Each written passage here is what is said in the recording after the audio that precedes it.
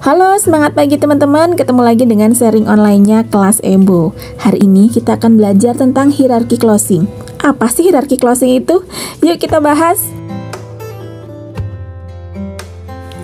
Hierarki closing adalah urutan tingkat branding seseorang yang menentukan tingkat closingan ketika berjualan atau ketika mempromosikan produk atau bisnis. Ternyata adalah urutan hierarki closing itu. Yang pertama adalah selebritis, yang kedua ada ahli atau mastah, kemudian yang ketiga ada customer atau buyer, yang keempat ada teman atau sahabat, dan yang kelima adalah nggak kenal atau bukan siapa-siapa. Nah, sekarang kita jadi tahu kenapa sih perusahaan besar menggunakan artis sebagai brand ambassador produk atau bisnisnya mereka. Kita juga tahu kenapa banyak UKM minta endorse ke para artis dan lain-lainnya. Karena artis menempati posisi nomor 1 di urutan hierarki closing. Itulah kenapa kalau misalnya artis punya bisnis baru, dia lagi jualan atau mempromosikan produk di sosial media mereka, biasanya akan banyak yang laku atau langsung laris manis. Di bawah artis ada ahli, pakar, atau mastah. Contoh gampangnya seperti ini. Bayangin ketika teman-teman datang ke rumah sakit karena sakit perut ya, teman-teman pengen beli obat ke apotik.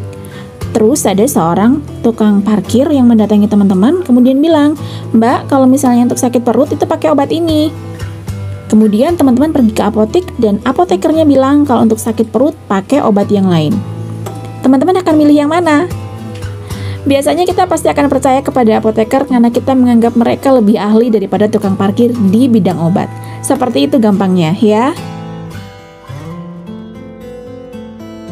Di bawah ahli ada customer atau pembeli kita sebelumnya. Kita bisa memanfaatkan testimoni dan komentar mereka untuk membuat market lebih percaya kepada kita. Di bawahnya lagi ada teman atau sahabat dari prospek atau calon konsumen kita. Ini yang disebut rekomendasi. Biasanya orang nggak percaya sama penjualnya, tapi mereka akan percaya sama temennya. Misalnya mereka sudah pengen beli produk ke kita, tapi temennya bilang, jangan beli itu, nggak bagus. Maka mereka tidak akan jadi beli, karena mereka akan lebih percaya kepada temennya. Tapi bisa terjadi sebaliknya. Misalnya mereka malas beli produk ini atau produknya kita, tapi temannya bilang, aku kemarin beli loh di sana dan itu bagus banget. Maka bisa jadi dia akan beralih untuk membeli produknya kita. Nah, yang terakhir nih, nggak kenal atau bukan siapa-siapa. Maksudnya, kita sebagai penjual bukan siapa-siapanya prospek. Artinya, prospek nggak kenal sama kita, ya. Nggak ada PDKT, nggak ada trust, nggak ada kepercayaan. Sedangkan kalau nggak ada kepercayaan, gimana akan terjadi penjualan? Jadi paham kan kenapa kita perlu membangun personal branding kita di sosial media? Karena semakin tinggi hierarkinya, maka akan semakin mudah melakukan closing. Teman-teman sudah siap untuk meningkatkan hierarki closing teman-teman? Yuk kita langsung mulai. Terima kasih sudah menyimak video ini, semoga hari Anda semakin seru. Sampai ketemu lagi di video berikutnya ya.